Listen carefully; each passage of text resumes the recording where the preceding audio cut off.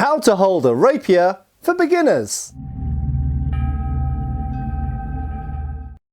Hi folks, Matt Easton here, Schola Gladiatoria. So I'm going to keep this really brief because this is purely a for beginners intro how to hold a rapier, and this is purely made because I noticed someone on the internet recently had a complete misconception about how rapiers were held. Now, before I go on, there will be a more in-depth and elaborate and well-researched and documented video in the future about all the different ways of holding rapiers. But the first thing I want to say about holding a rapier is it's almost impossible to hold a rapier wrongly. Now, obviously there's certain ways that you could potentially hold it in a really stupid way, but what we're going to look at here is the most typical and the most normally correct way of gripping a rapier if you don't really know anything about it at all.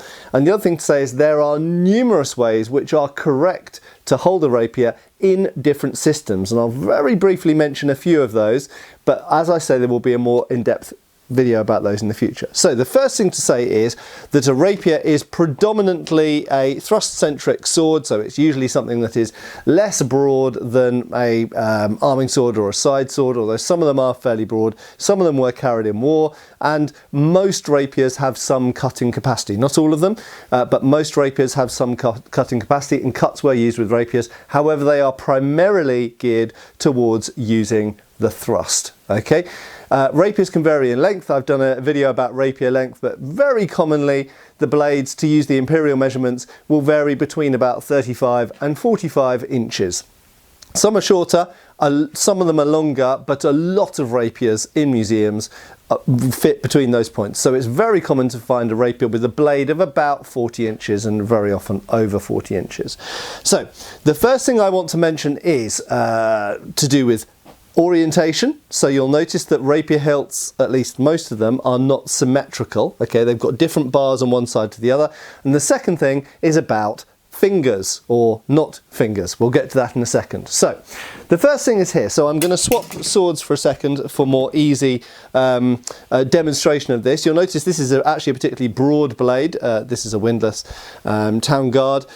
Based on a series of German swords, you typically actually wouldn't call these rapiers. They're more what we'd call essentially an arming sword with a swept hilt.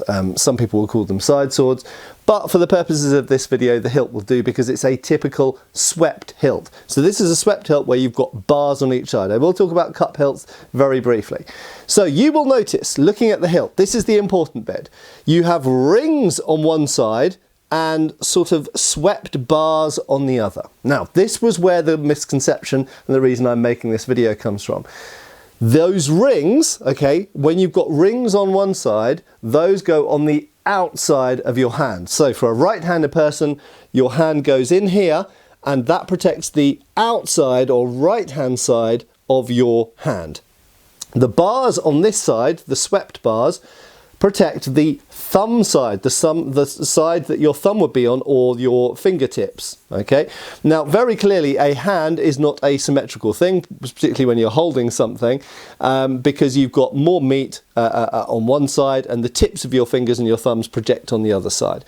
So without going into huge explanation and theorizing, essentially swept hilts are usually, not always, but they're usually not symmetrical. You do in fact get symmetrical swept hilts, but we'll talk about those another time.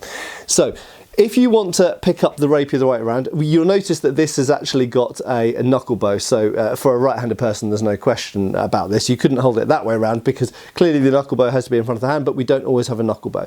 But the rings will be on the outside, the bars will be on the inside. If we go back to this Cavetten sword for a second, this perhaps illustrates it even more clearly. The rings, and you'll notice this one has got a plate inside it, but if you ignore that for a second, the rings are on the outside, the bars are on the inside, the thumb side. Okay, you will notice that this ring, the top ring, has been plugged. This is known as a closed port.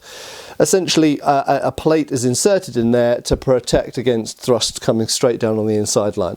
That's something we sometimes find as an addition on swept hilts to give a bit more protection to the hand. Okay, you'll also notice this doesn't have a knuckle bow, so therefore some people might pick this sword up and hold it that way around. If you notice someone in a movie or a shop or at a reenactment event holding it this way round, although you could technically say, well, they could use it that way around because it is a double-edged sword, technically it's supposed to be that way around. Okay, so rings on the outside, bars on the inside.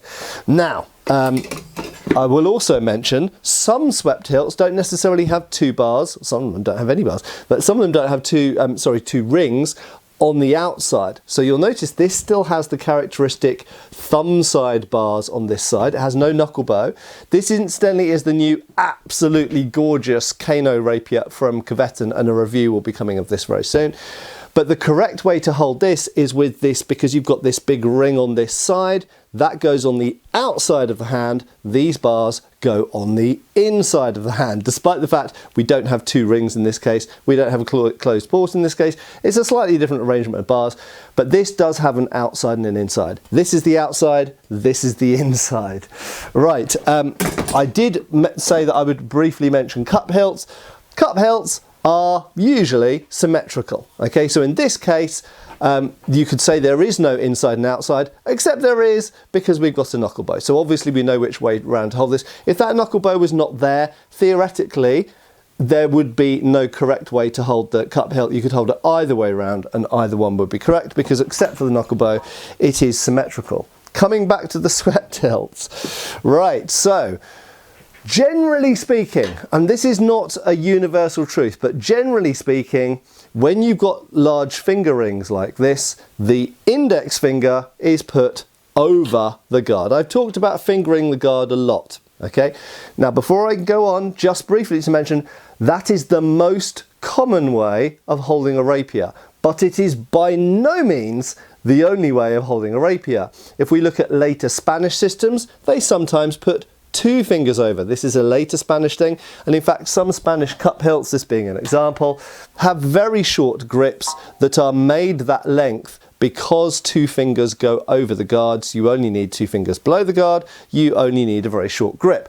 So if you ever look at a rapier and it's got a very short grip, that's often because it's intended to have 2 fingers over the it's the wrong way around myself there, over the guard. Okay, however, as I said, most systems, most art, most people in period would have held it with 1 finger over the guard. And in fact, in earlier Spanish systems, I am assured by Tompe, for example, that this is what we usually find in the early Spanish stuff.